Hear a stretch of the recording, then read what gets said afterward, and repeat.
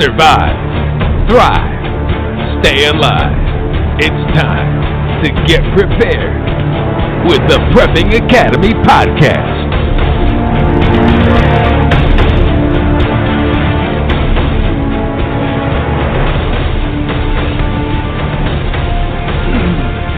Are you ready? Hey, welcome to the Prepping Academy. I am Forrest, and we have Tenderfoot is in the house. I was definitely on time for this one.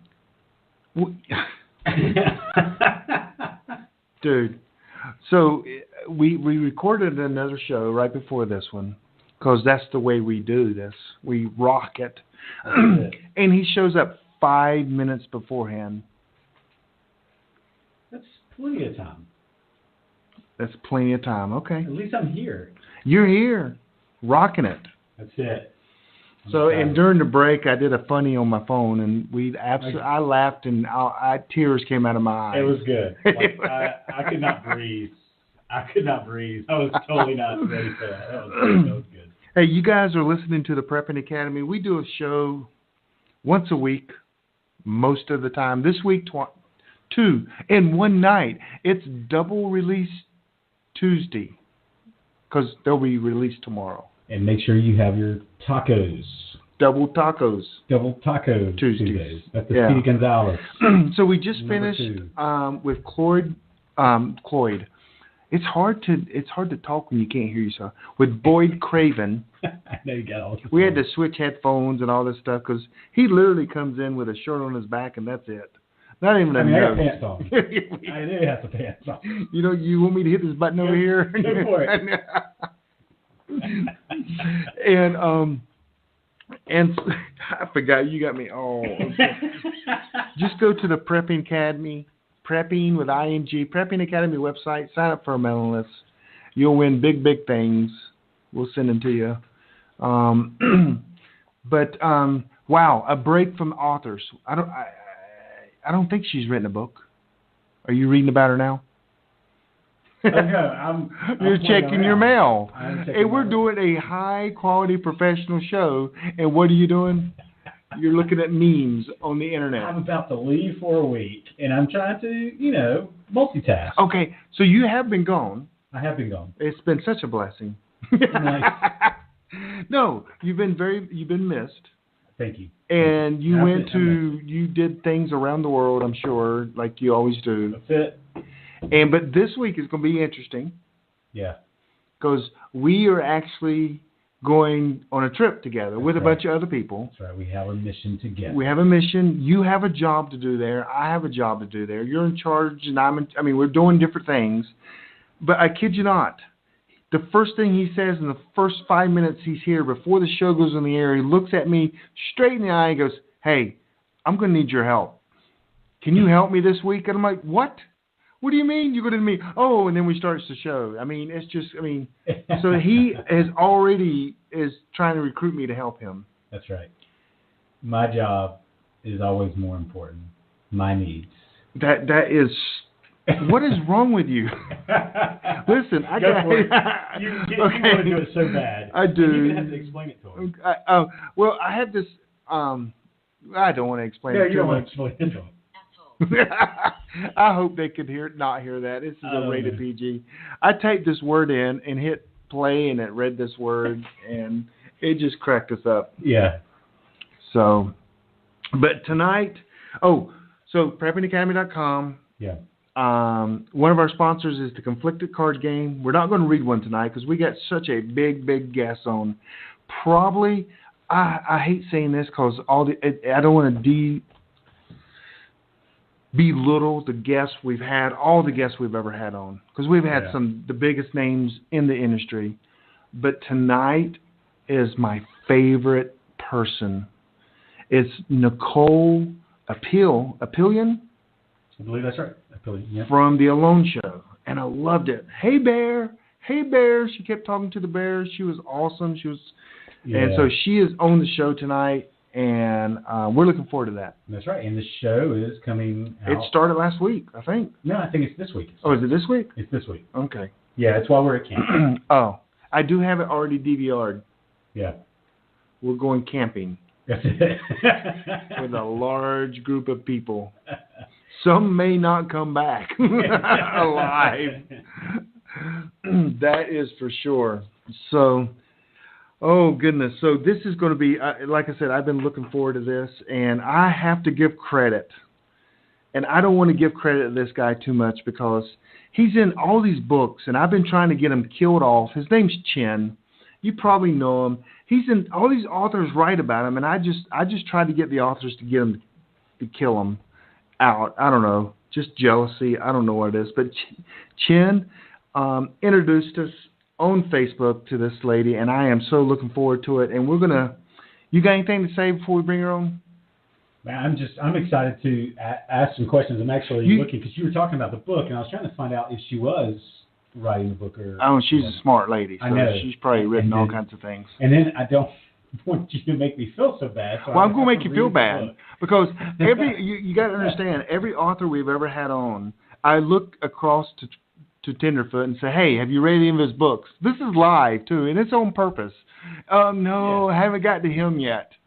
Yeah. I can honestly say that you're more prepared for this interview than any other interview you've ever done because have you ever watched the show? All of them. A what? Every single one of them. You've watched so you are more prepared for this interview than any interview you've ever done. Yes, I am. That is amazing. Yes. If you don't come out with some great questions, you're fired. And every week. And I always put them on the spot with the authors. I'm like, hey, Travis, what did you like best about his books? That's it. So I think she is on. We're going to go live right now. We're going to bring her, Nicole, on. Let's see. Nicole, are you there? I am. Thanks so much. Awesome. I was just telling people just a few minutes ago how excited we are to have you on here because we both watched the show. And you don't get to know authors, you get to know their characters, but we got to know you at least a little bit from the shows. And it's a pretty apt description of me on the show. Yeah, it is reality. I'll be honest with you, and if you have never watched the show, then this won't make sense. But anytime I'm in a situation where things are kind of unknown, and I'm with a group of people, I always do this. I go, hey, Bear. And people look at me like I'm weird. But I say that all the time. They're like, what does that mean? I'm like, well, you'll have to watch this show to understand it. But I don't know. I loved it. But let's see. Let me ask you for forgiveness before I pronounce your last. Is it Apelian? It is Apelian. Yes, it is. Oh, yes. Sweet. You got it. High five. Okay. So it's Nicole Apelian, and she's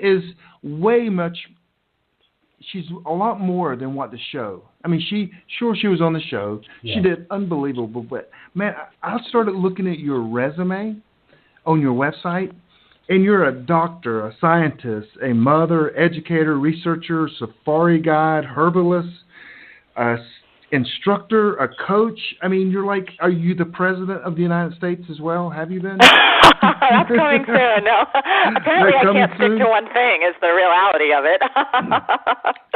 I mean, you do everything. So tell us a little bit of history about yourself and how does someone get all these titles as well? That's crazy. I grew up in Massachusetts and just always had a real love and passion for the outdoors. And I was really lucky. My stepfather, whom my mom married when I was 7, really fostered that in me. He was a great influence in my life and a really good mentor, and would come home early from work, and we'd go canoeing or go bring our field guides and our binoculars and go to the beach or whatever it is that we did. And he was a really wonderful, wonderful mentor that way. And as I got older, I decided to go into biology because I had a passion for wildlife and the outdoors, and I love science. And just, kind of continued on that trajectory. And after I got my master's in biology, I traveled a lot and lived out of my Volkswagen van for actually quite a long time and did a lot of odd research jobs here and there. Wow. But eventually decided to join the Peace Corps, which brought me to Africa. Okay. And from there, I was a game warden, and then after that, I loved Botswana, which is where I was living so much that I stayed. and became a partner in a lion research project. And that allowed me the opportunity to live in the bush in the middle of nowhere in a tent and really live in, wildlife territory, no other people around, and really sort of fostered nature connection and awareness and tracking and bird language and all of those skills.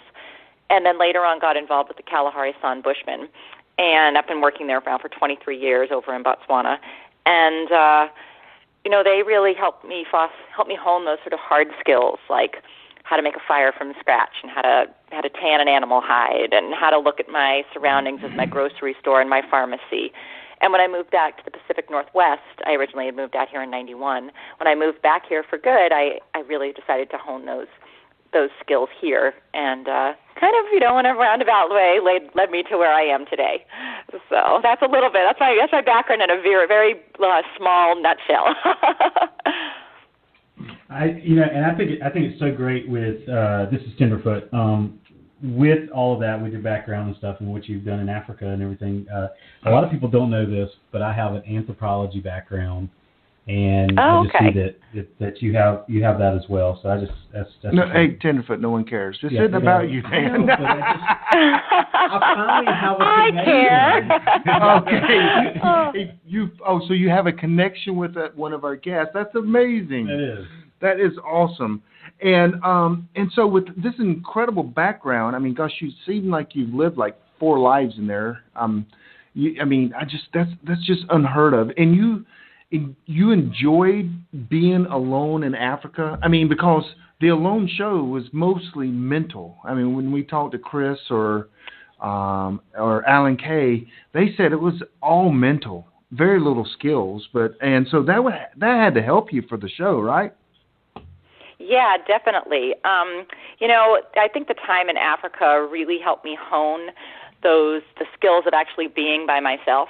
It allowed me, because I had a lot of time when I'd spent 7 weeks was the longest time over there. I was solo.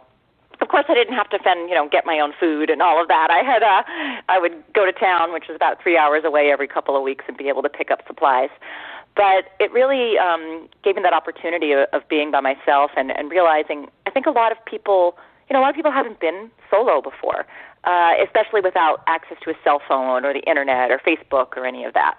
So to have that opportunity, to already have had that opportunity before I went on Alone, to have spent time really just with myself, I was looking forward to it before I went out on Vancouver Island. And I actually had a beautiful, lovely time out there. I loved the time I spent up in Vancouver Island. It was fun. It was... I felt really engaged with the wildlife around me and the environment around me, so I never really felt totally solo up there because I had so much connection to everything else that was there and formed these individual sort of bonds with the animals up there as well. But definitely the time in Africa helped me to get into the right headspace for something like that. And you were so well prepared because, I mean, you knew things, and you not only are you, like, let's just take for an example Alan or Chris, they know the survival skills, but it takes more than survival skills. You had the mental skills. You also understood a lot of the herbs and the plant life, and then also medicine, which, I mean, from your website, I mean, you make some of your own medicine as well. And so that's, I mean, that's the complete package is what I'm saying. Some of these other guys, like, I mean, Alan and I are good friends. He just muscled through it. But you had more skills. You really did, yeah. You really had more skills than anyone that's been on that show.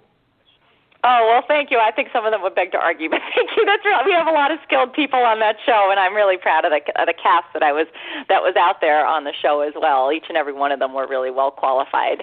But thank you for that. I really feel like the herbalism skills and the knowledge of the edible plants is really important to round out your skill set. For me, it meant that I could dig roots, I could find mushrooms, I could find plant life, and those really helped round out my diet. And on top of that, definitely the medicine skills were important.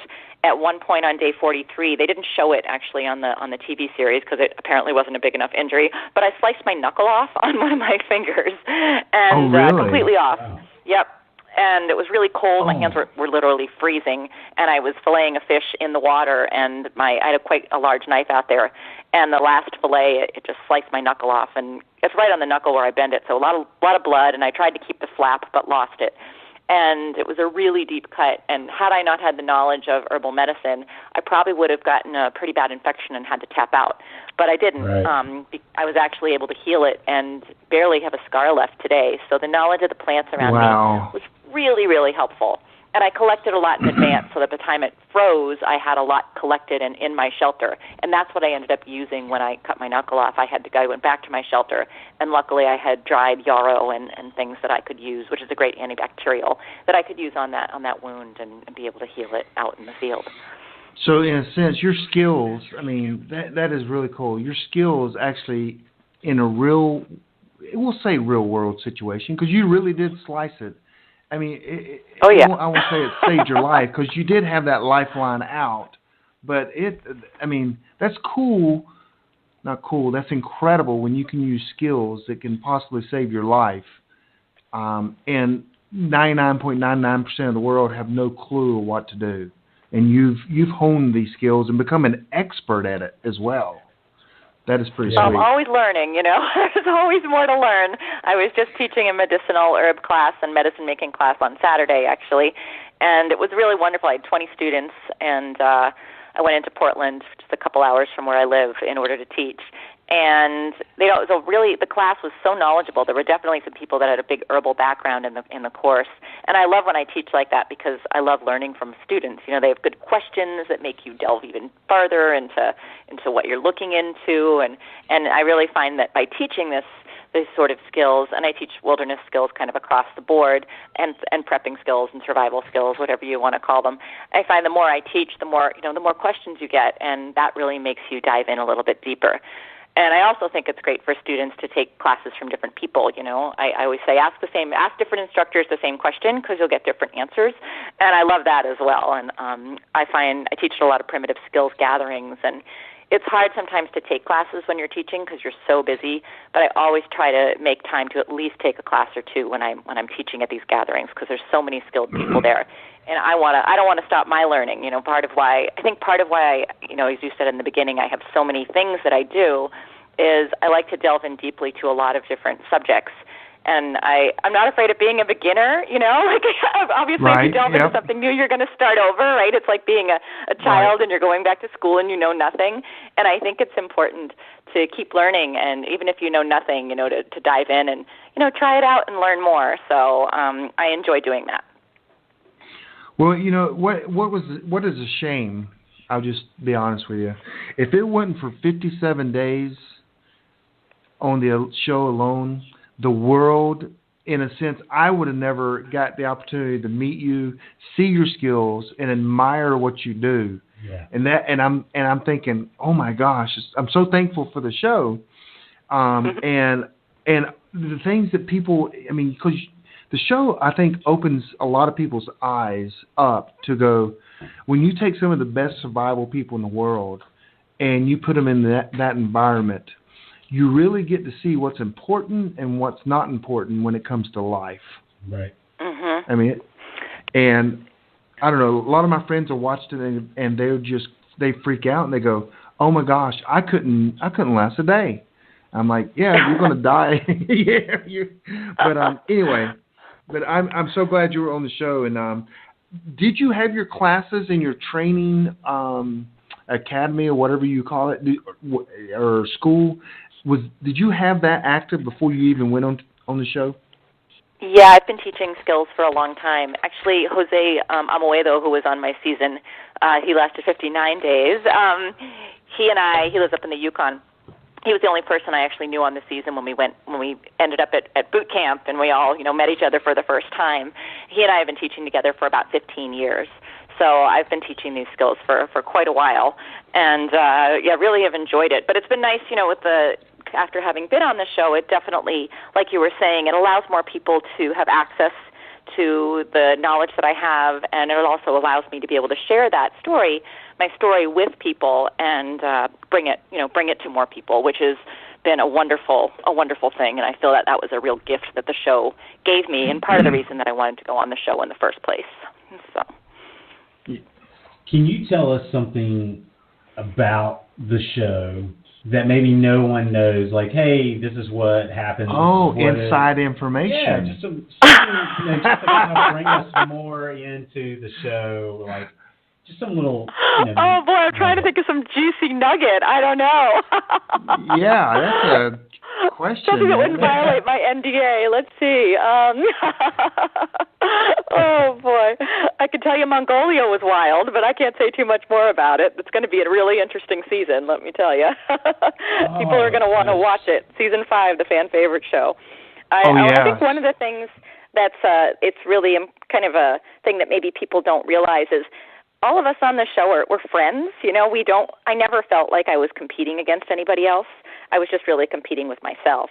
And when we all, especially for the fan favorite show, we all got to be in Mongolia together for a couple weeks before we actually went out solo. And it was so wonderful to be with 9 other crazy people who who want to do this sort of thing and chose to do it again. And I feel really blessed for those friendships. So both seasons, actually, when I was out there, I would pray every day for the other 9 people out there, hoping that they were having a good journey and that they were safe and that they were doing well. Oh, no. And no. Not true. me. I'd be putting X-Lax in their water or their drink or something. It's all about winning. Come on, Nicole. You got to win. I know. Terrible of me, right? What's with the good attitude? Oh, boy. So, I was always just hoping everyone else was doing well, too.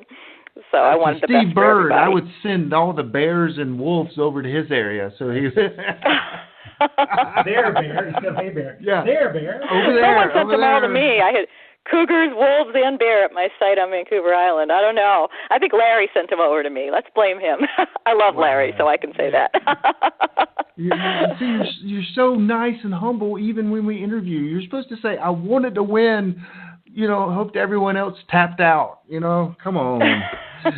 I went into Mongolia wanting to win. I did. I'll admit that, definitely. I didn't think about it going into season 2. The winning was not part of the package for me. I don't know. It wasn't something that was primarily on my mind when I went into it. I went into it for the experience. I think Mongolia, we all went into it with a winning mindset. We all still got along and wanted everyone to do well. Definitely, I would say bar none, we all were thinking that on season 5. But definitely, I went into it with the mindset of I would like to win this, and I feel like I can. So that was my mindset. Definitely going in. I'm so glad you won that. No, I'm kidding. I'm trying to get her. Smooth. I have no idea. We're actually, Tenderfoot and I will be traveling next week, and we both got it DVR'd so we can watch it. I hate that I'm going to be out of town. It is starting this week. Am I correct? It is Thursday night at 10. I don't have TV, so I can't watch it till the next day, till it comes on free online. And the week after, I'm teaching off grid, so I'll get to watch it in a few weeks. But yes, it is airing this Thursday on History. Y'all don't get to watch a pre-release or anything? No, we watch it right alongside the rest of the world. Yeah. When you all watch it is when we see it. And most of us on Alone don't have television, so we have to watch it online later. We're the wrong subset. So maybe if your school goes well, you could buy a TV. I'm just kidding. It's the whole cable service. I do have a television. I have Netflix. I just don't have the whole TV service that goes along with it. I live fairly remotely. I don't even know if they have TV service out here. Okay. Yeah, I cut the cord type thing. But so with the show coming up, anything else that we need to know just to prepare everyone to be ready to watch, or anything we can know? I'd say definitely if people have not watched the Making the Cut episode, which was aired last Thursday and is available online, the episode 0, I think the editors did a fantastic job really showing the realities of what it was like to be there, really showing the reality of the camera work and how remote the site was. I mean, Vancouver Island and Patagonia were sort of remote. I mean, they were remote enough we weren't going to run into people. Mongolia was extremely remote. We were a 12-hour drive from the capital, a bumpy, dusty road. really getting in and out of there was difficult. We were a long way from base camp. It was a really, I travel all over the world, and it was the most remote place I've ever been. And we really were in the middle of nowhere, and the realities of that are if someone needs help, it takes a long time, and if something serious happens, you're not going to be able to get help in there very quickly.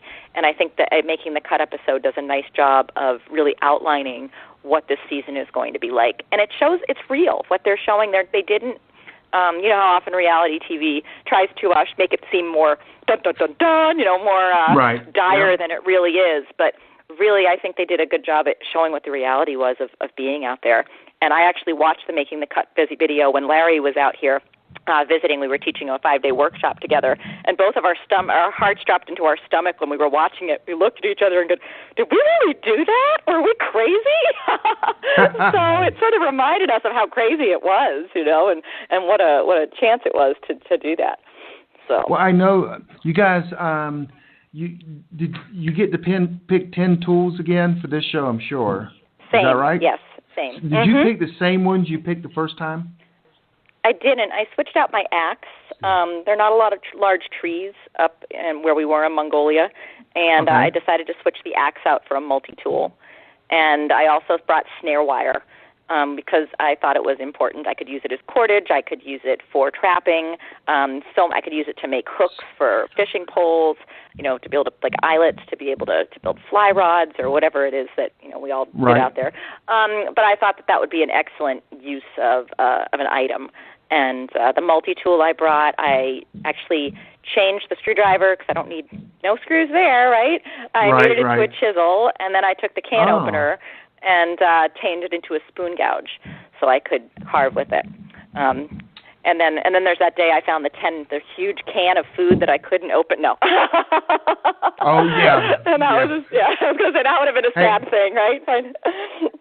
Nicole, I've always said, if I was to take one tool, it would be my Amazon Prime account.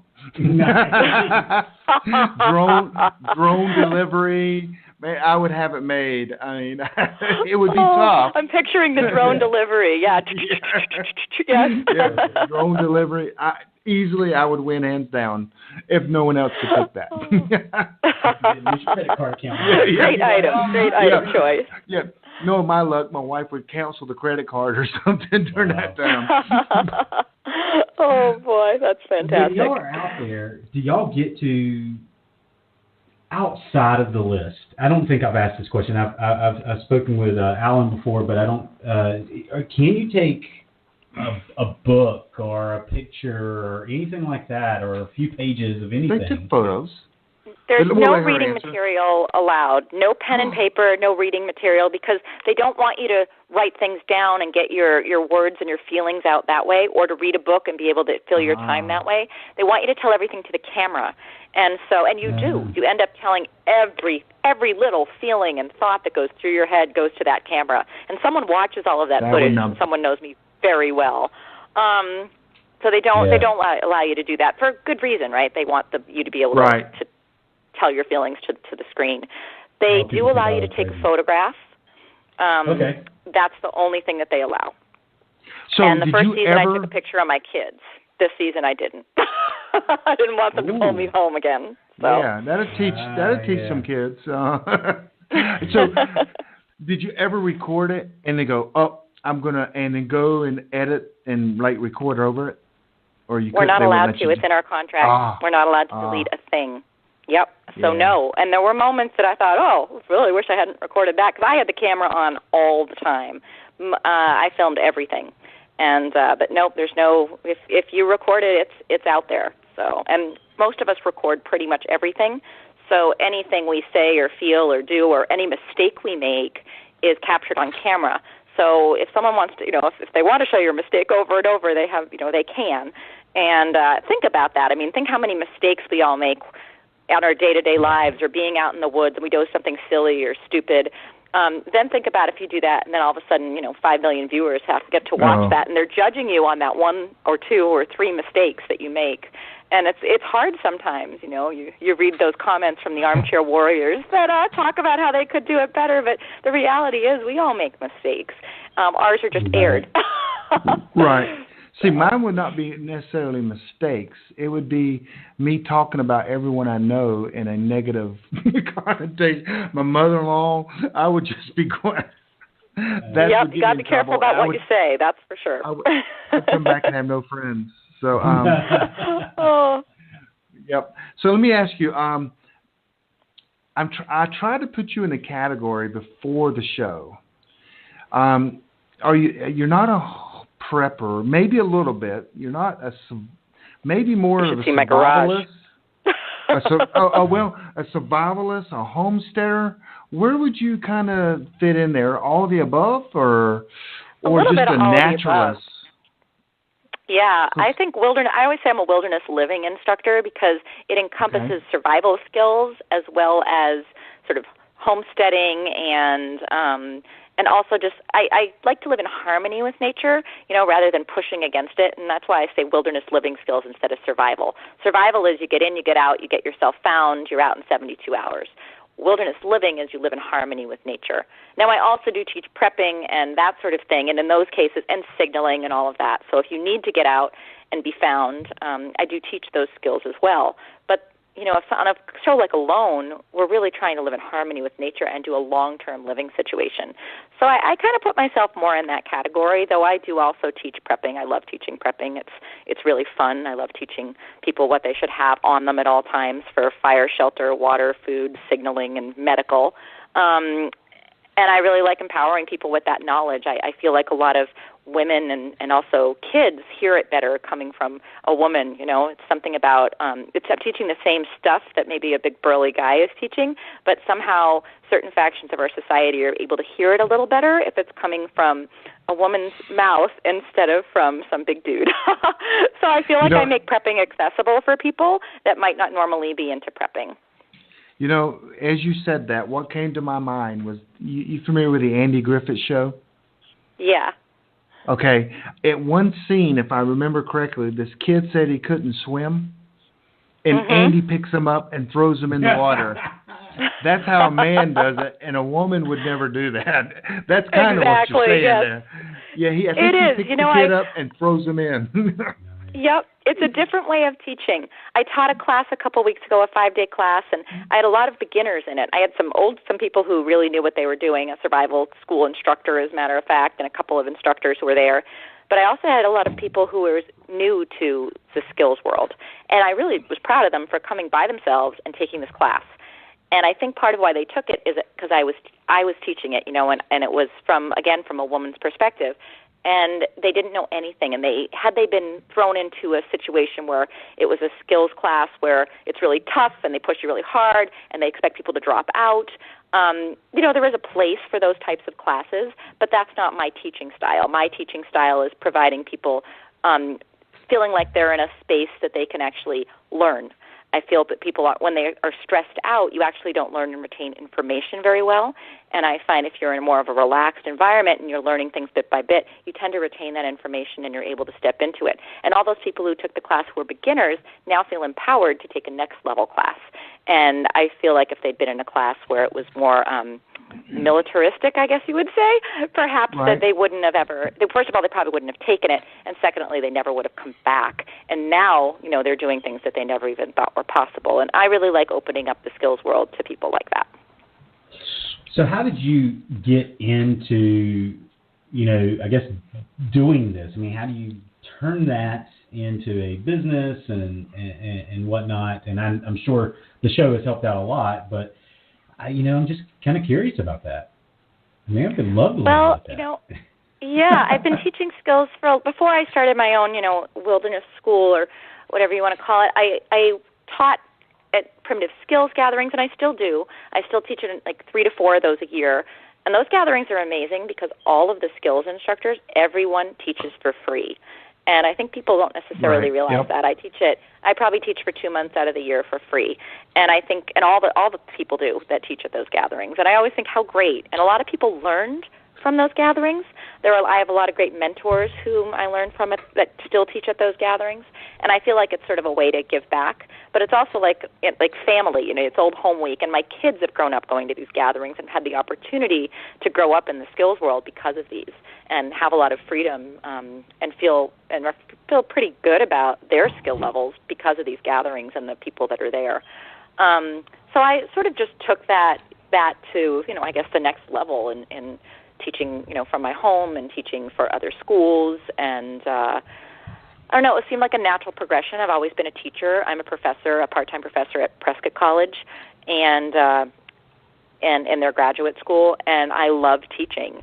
I was a high school biology teacher a very long time ago at my oldest son's high school, and and taught college for many years, and just have a real deep love of teaching, whatever sort of form that takes, whether it's formal classroom or teaching outside and wandering through the woods, and so I just that's my passion.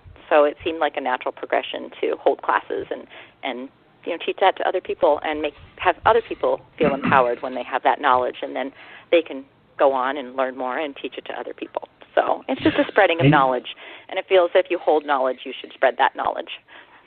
Definitely, and you're living this too. I mean, you said you live somewhat remotely or whatnot. Is that correct? I live pretty remotely. Kind of off the grid? Yeah, I live. I have a house. I've got electricity and all that stuff, so I'm not off the grid.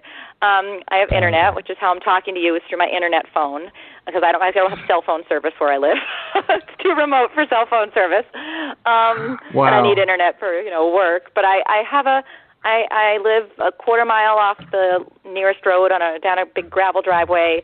It's a beautiful property. I have no neighbors. It's surrounded by woods.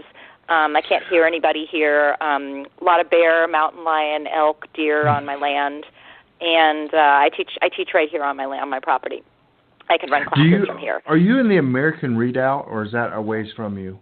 Kind of the geographical. You're not familiar with that? It's called the American Redoubt. Okay. So my next question is, you have to tell me what that is. Yeah.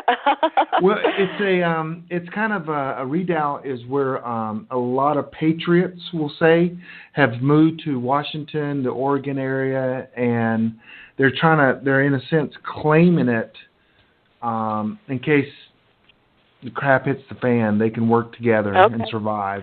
Gotcha. So. Our community's like that, very much so. We have a pretty tight-knit community here. I live there's a town of 2,500. I live near Raymond, Washington. That's the closest town. I'm about 15 minutes outside of town in the woods. But that's my closest community. And it's a pretty tight-knit community, and if something happened, this community would know what to do. They're a community that lives really close to the land, and that's part of what I love about it. So I notice all throughout your website, and you even make some I think it's tinctures and swabs. I don't know. I'm new to that kind of stuff, but you're big into wellness too, correct? I am. I teach natural wellness. I'm a holistic wellness coach, especially for people with autoimmune issues, getting people off of big pharma and Western medication and helping them figure out how to change their diet, lifestyle, and use herbal supplements in order to be fully healthy and fully engaged psychologically and physically. Yeah, that's a big part of what I do. So 2 years ago, I really never heard of this, and we have a local lady that kind of does the same thing, maybe not on the scale that you do it on, but she has just opened my eyes to the drugs that we take are drugs that, like plants, the original drug was made by a plant, and in the big pharma changed it so they could make money off of it, not necessarily to make it better. Right. And she would go through some of if you have high blood pressure, stop taking these drugs and start doing this. And it just kind of opened my eyes going, wow. And so you would probably agree that big pharma is a ripoff that's, in a sense, killing us. Oh, I would agree with that. Yes, most definitely. Yeah. And definitely. Big pharma is a big enemy. I think they really try to get people hooked on medication. There are many things you can do in your own, very easily and very cheaply that will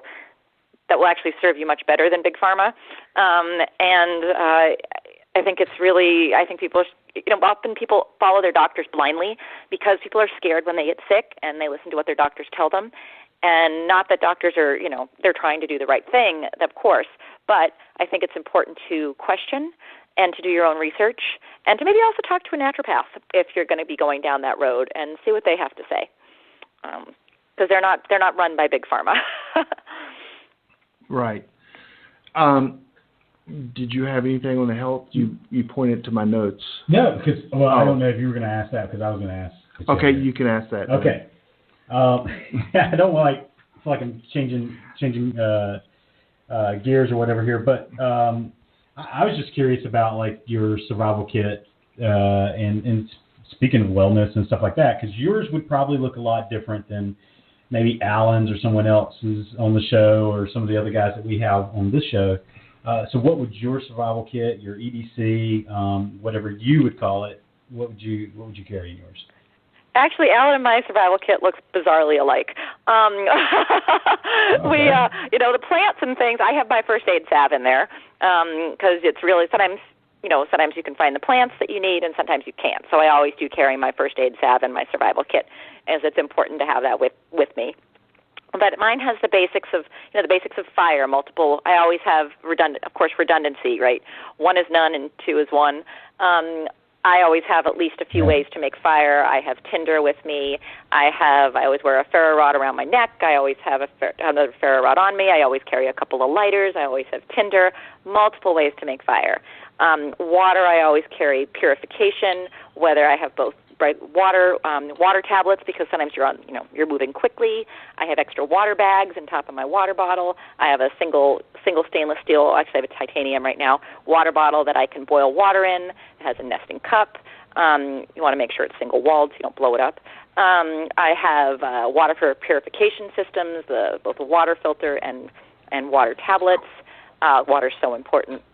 I have a way to be able to collect water. A poncho is always a really good way. It can be both a water collection system, and it can also be a way to keep yourself warm and dry if it is raining. I also have bags that double as transpiration bags if I'm in the desert. And then food, not so much.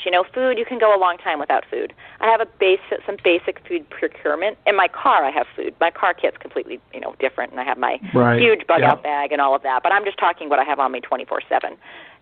Food, I have basic fishing kit, snare wire, just some really basics to be able to catch food because it's less important. Shelter, I'll have, of course, paracord and tarp, but a shelter sheet, emergency blanket, things like that. Wire saw, of course, knives. I always have a few knives on me.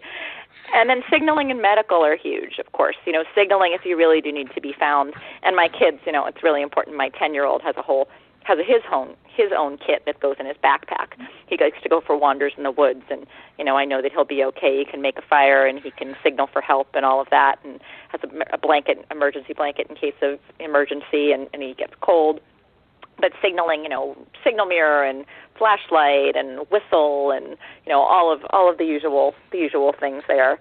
And then of course medical. I have a pretty big medical kit that I carry on me all the time, both herbal and things. If you get a bleed, I have 2 tourniquets on me at all times because that's something that you can't just stop on your own. You need to have additional things for that. So I have a pretty good medical kit with me 24/7. Yeah, and things that I have in my bag that seem to be a little different than yours is I have a can of caviar and some Don Perignon. I'm traveling with you then. Awesome, great. No, I'm just kidding. And his Amazon account. And my Amazon account. Same day delivery in Charlotte, North Carolina. Same day delivery. Excellent. If I want something, it could be here. Oh boy, that's great. Now, when you travel. Now you have to kind of limit this stuff. We actually had someone within our groups and everything post something about their travel kit. Yeah. Do you have something like? Does that have to look totally different, or is that just like? No, you just my travel kit is. Yeah, so I have some tips for that. So my travel kit is essentially identical to the kit that I carry that I just told you about. The only differences are I have ceramic knives because they can't be detected by TSA. I'll pack my regular knives in my check-on bag, but I always have a couple of ceramic knives on me, those little small folders, and those are fantastic. And those can't get, no, TSA doesn't care about those. You can bring lighters on board. You can bring ferro rods on board. So my kit is identical to the one I carry. The exception is that I take my knives out. The only place I have ever had my wire saw confiscated was in South Korea. And I can't believe no one else was confiscated, but I just sort of looked. They found it. They looked at me, and I sort of nodded and said, yeah, you should probably take that. I can't believe you're the only person in the past 10 years who's found that and cared. But no one else in the world, no airport has ever cared. So I carry the same kit. And, really I want to be the one prepared if something happens. When you're traveling, I want to make sure that kit travels with me and can get through TSA regulations. And everything I have on there is, semi-legal. Yeah. Wow. Yep. I told you I have one of them knives. I have a I'll just release it now. I have a nylon one. It can go in your collar. Yeah, that's stone blades also get through. You can wear them as jewelry, and no one ever notices that you have a stone blade. Yeah. Mm-hmm. Oh. And obsidian sharp. Yep. Mind blown. I have a spy belt. I've told you this. Oh, yeah, those are great. He's Batman. And I actually have one of Wazoo's? They have those cool belts. It's I went through Jason Hansen's spy school, and he has one, has zippers, and so I went through the whole school, and I actually have a ceramic knife in there. And I told you this. I went to a professional basketball game, which that is a lot for me to go to. I do not like professional sports, and I'm an athlete. I mean, I'm just so turned off by them. And I walked through the machine, and it went beep beep beep beep. I'm like, oh, and a cold sweat just broke down on me because I knew. I'm like, oh man, I am caught busted because I got fishing hooks, I got all this stuff in my belt, and so the lady made me walk back through it. It beep beep beep again, and then she goes, "Do you have a belt buckle on?" I'm like, "Yep," and I showed her, and she wand it, and I went right straight through, and I'm like, nice. I was really scared. Those spy belts are pretty cool. Yeah. I have one from Wazoo that they make, and they're really good at making Wazoo. Those I have to wearable write that down. Yeah, WAZOO. Wazoo survival gear. They make wearables. That's their whole thing. Wearable survival gear. I have a lot of their gear, and they have hats that have places to hide things. They have belts. They have all sorts of really small gear, and that's very, very. It's actually useful. Like it actually works. I wear their ferro rod around my neck 24/7. It looks like a piece of jewelry, and it has a great ceramic striker on it. And I've started a lot of fires, and it's a great bar trick, by the way. Yes. So. Oh yes. For all those times I travel by myself, I tell you, want to make friends, you bring that out. Yep. So the wearable survival gear is great. And I take all my laces in my shoes and put a little small ferro rod on my shoe, and it looks like it's part of the shoe. So yeah, that's awesome. Yep. So let me ask you this, because this is you found out History Channel or someone called you and said, "Hey, would you like to apply for this show?" Or, I mean, what kind of mindset? I mean, when someone says, "Hey, we want to test your skills to go out and live as long as you can. It could be up to a year." And the last man standing wins. I mean, what kind of mindset do you have as you're filling out that application? I didn't really worry about it. I got asked on for season 1 where they had no women. They did try. We all said no. And I said no because I didn't know if it was real. I didn't believe them when they said, really, there's no film crew. You'll be by yourself. I was like, I don't know. If it's good, call me for season 2. And they did, luckily. So I don't know. I applied with the knowledge that I was going to, I just knew I was going to get on. They'd asked me for 1 season. They asked me back the next season and for season 2. And I don't know, I felt like I was qualified and that they would see that. So I wasn't really nervous. I was excited when they said yes. There's a little bit of nerves in there, right? Like, am I going to get on or not? But I was pretty sure about it. And I don't know, I prepped for season 2, not as much as I prepped for season 5, though, which is interesting because it's I'm doing it again. But the preparation for season 5 was much more intense than my preparation for season 2. Season 2, I went into with the knowledge that I thought I had what it took, but I was really testing myself And I never got to reach my limit. I never got to figure out, what my actual survival limits were. I still had meals in camp when I left. I still had rations left. Actually threw away. I had enough for 2 meals in camp that I threw away when I left. I put it back in the ocean.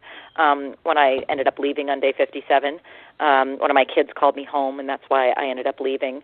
If it was only going on another week, I might have stayed. But you don't know these things when you go in, and who knows how long the winter would have lasted. But I felt like I had a lot more time in me when I left. I wasn't nearly at the end of my rope or even close to it. Now, season 5, I prepared a lot. I really did. I knew I was going against 9 other tough competitors. It was a new environment. I really, really prepped myself. And everyone wanted to win that because there were no winners that came back if I remember right. Exactly. Yeah, it was just a bunch of 10 losers. That's all. Yeah. That is hilarious. No. So I do have this question because if it's interesting because this was a show. And you lasted 57 days. But what we saw in you, in your spirit, in your heart, we know that if it was real world, we want to be with you because I know that you would survive. Some of these other characters, I don't know. Angry American and I would have gotten in a lot of fights, and we hang out, and I mean he's intense all the time, and I would Chris be. Is a great guy. At one point, I would be afraid for my life with him. I just would. But for you, so if it was real world, we could actually see that you could really do this if you had to for a long time. And that was really cool. You got to know that. And I think people saw that with you. They're like, wow, if I'm ever stuck on an island or I'm in that situation, I want to be with Nicole. Oh, well, thank you for that. Yeah. Because you made it fun, and you got this language with bears. It's crazy. I do. That's true. Yeah, I have a lot of bear on my property here, too, and I actually have a mountain lion on it right now. Right now, as we're speaking, there's a mountain lion prowling around my property. And I like communing with the animals, I enjoy that. I like, they're predators. We're predators, and I enjoy that interaction. and that brings another question up after reading some of the stuff that you've produced. What's this bird talk stuff? Oh, bird language. It's what keeps me alive in Africa. What is this bird language stuff? I've heard of this before, just kind of explain that to me, please. Yeah, no problem. It's pretty simple. That's the thing. A lot of people haven't heard of it until they get it explained to them, and they're like, oh, that's all it is? It's so easy. So bird language is basically the birds are the gossips of the forest. They tell you everything that's going on, and they're really the ones that lets all the other animals in the forest know what's happening.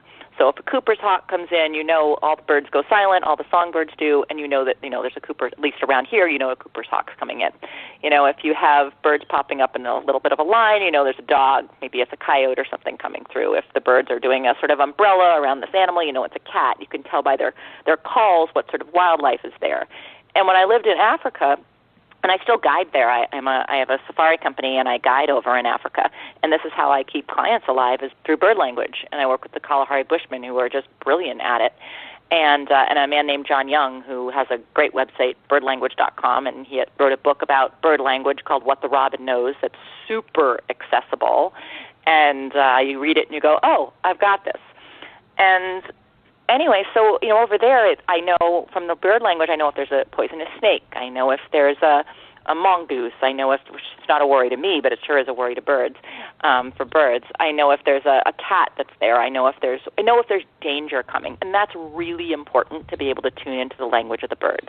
The moms over there, when I'm walking in the men are good at it too, but the moms are brilliant, and the grandmoms are brilliant at bird language because they're alone foraging with little kids in the middle of the Kalahari Desert. They have to be really good at bird language because if they don't know what's out there, their children are going to get hurt or eaten. And so they are excellent at it. But you can use it here all the time. I know I can tell by the ravens where the elk are. Hunters use this language often when they're out bow hunting or rifle hunting around here. It's very common. and you can really listen to the birds and know what's happening in your area. And once you tune into that, this whole world gets opened up to you, and it's pretty amazing. Wow. Okay. Because in the book, did you read the Mockingjay and all that? Yep. I did. I love that series. Yes, The Hunger Games. What series is The Hunger Games? Did you read The Hunger Games? I watched it. I sure did. I'm asking Tenderfoot. Oh my gosh. Oh yeah. We keep him in the closet. Let him out on special occasions. Yes, because in that Mockingjay is the bird that will repeat the song kind of thing. Anyway. Yeah. So. Mm-hmm. Yeah. I don't know if that had anything to do with it. Yeah. Exactly. Yes. So, oh boy. Do you have any tips for surviving alone? What would be your tips of if you're found in a situation for somebody that I guess speaking to not just an audience that does have some kind of experience, but what if someone has no experience? I would say it's 95% psychological. It really is. And when you hear tales of survival, it's really people's psychology that gets them through. Stop, breathe, think about what you need to do. People panic. There's sort of fight or flight, people say, but the more common one is freezing and really not knowing what to do at all, and then freezing, like just staying there, right? Really try to take a deep breath, evaluate your situation, and then take charge of it. And trying to keep a positive attitude. I mean, you mentioned sort of my positive attitude came through on television. I mean, that was really important for me, making sure that I had a just positive mental attitude. And giving gratitude in the morning helps do that. It just, even if I'm having a bad day, and I have bad days like anybody else, giving gratitude helps turn that around for me. Yeah, it's true. It's not, life isn't perfect, right? We all have lots of stuff. We all have our stuff going on, and I try to give gratitude to remember what's good, because there's so much that's good, even when things are going bad. That it reminds me that overall things are really excellent. So for people that are stuck in a survival situation, which is generally when someone would be alone, right?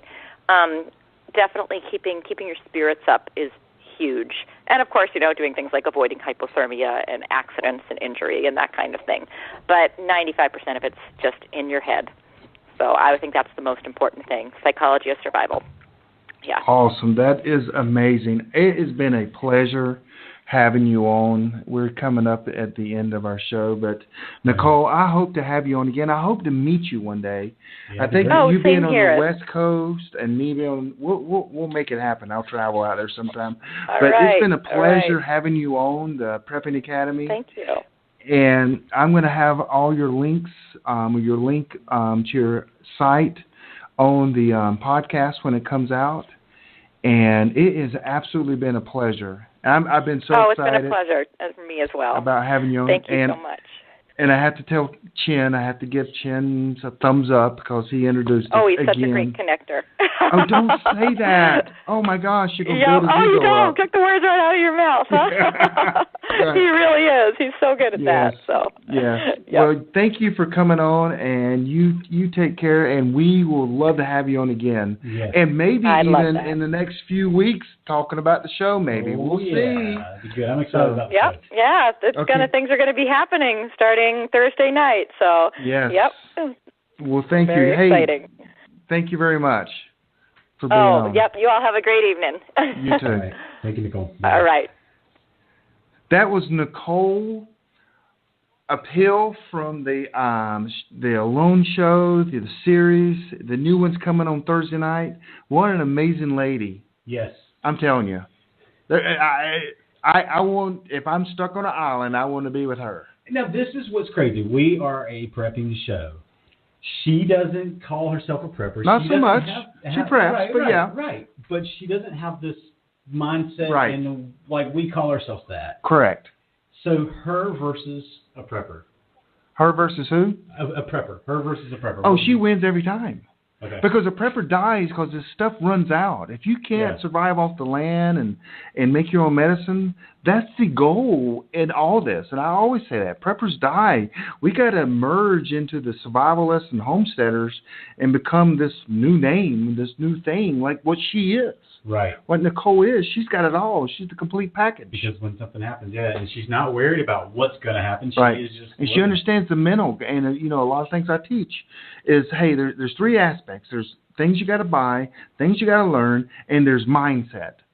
Yeah. And she has absolutely. And I read once, and I can't remember who said this. The more you have up here in your brain, the less you have to carry on your back. Right. Anyway, hey guys, let's talk about it again. Yeah, that was the Prepping Academy, guys. What a great show! What a unbelievable guest. You guys take care, and we'll see you guys next time on the Prepping Academy. Later. Thanks for listening to the Prepping Academy podcast. Preppers Unite at www.preppingacademy.com.